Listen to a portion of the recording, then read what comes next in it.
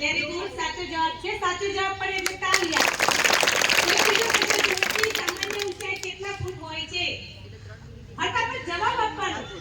સરસ, very good, સાચો જવાબ નીચેનામાંથી કોની વૃદ્ધિ થતી નથી? સરસ, વેરી ગુડ. ઋતુનો રસ કયા પ્રકારનો પદાર્થ છે? સરસ, વેરી ગુડ. પ્લાસ્ટિક શું છે?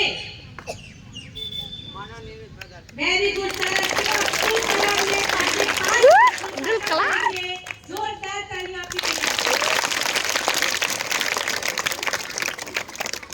ચાલો હવે બીજી ટીમનો વારો છે. વિક્રમ સારાભાઈ, વનસ્પતિ પ્રકાશ સંશ્લેષણમાં કયા વાયુનો ઉપયોગ કરે છે? Carbon dioxide. આગળ ઊંચી નહીં કરવાની, તરત જવાબ આપો. સરસ, વેરી ગુડ, સાચો જવાબ છે. કયા પ્રકારનો કાચ સૌથી મજબૂત હોય છે? સરસ, વેરી ગુડ, સાચો જવાબ છે. નીચેના પૈકી કયું એસિડનું દ્રાવણ નથી? વેરી ગુડ, સરસ, સાચો જવાબ છે. નીચેના પૈકી કયું એકદળી બીજ નથી? સરસ, વેરી ગુડ, સાચો જવાબ છે. પાંચમો પ્રશ્ન, પ્લાસ્ટિક મુખ્યત્વે કયા પદાર્થમાંથી બને છે?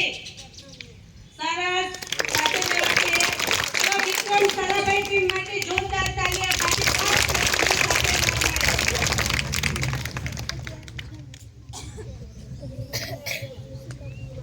ચલો હવે ત્રીજી ટીમ સુનીતા વિલિયમ્સ, જેમના પ્રશ્ન છે સમયનો સૌથી નાનો એકમ કયો છે? સરસ. હવામાં ઓક્સિજનનું પ્રમાણ કેટલું છે? વેરી ગુડ, સાચો જવાબ છે. લંબાઈ માપવાનો પ્રમાણભૂત એકમ કયો છે? ખોટો જવાબ છે મીટર. નીચેના પૈકી કયું એસિડનું દ્રાવણ છે?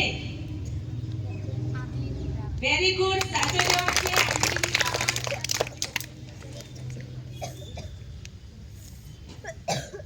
પ્લાસ્ટિક સડતું કેમ નથી?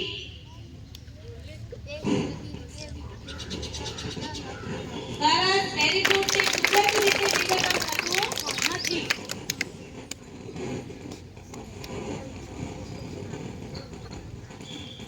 ચલો હવે હોમી બાબા ટીમ 4, જેના પ્રશ્નો છે સૌથી મોટો ગ્રહ કયો છે?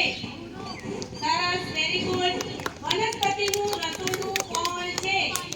સરસ. ભૂરા લિટમસ પત્રને લાલ બનાવે તે દ્રાવણને શું કહે છે?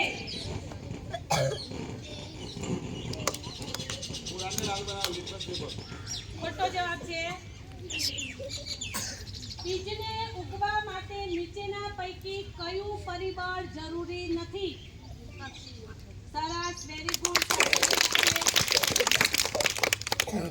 એકવાર વપરાતું પ્લાસ્ટિક શું કહેવાય? સરસ, વેરી ગુડ, સાચો જવાબ છે.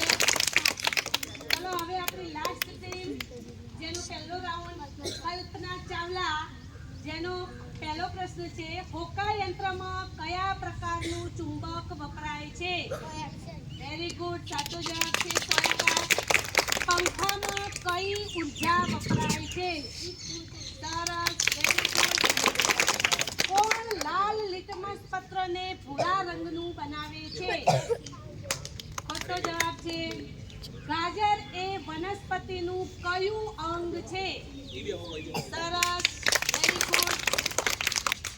છેલ્લો પ્રશ્ન, પ્લાસ્ટિક પર્યાવરણને શું કરે છે? પ્રદૂષિત કરે છે. Very good.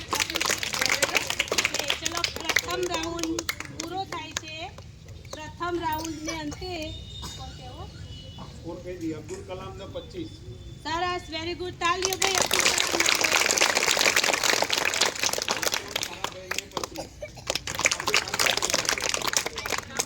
સુનીતા વિલિયમ્સ 20.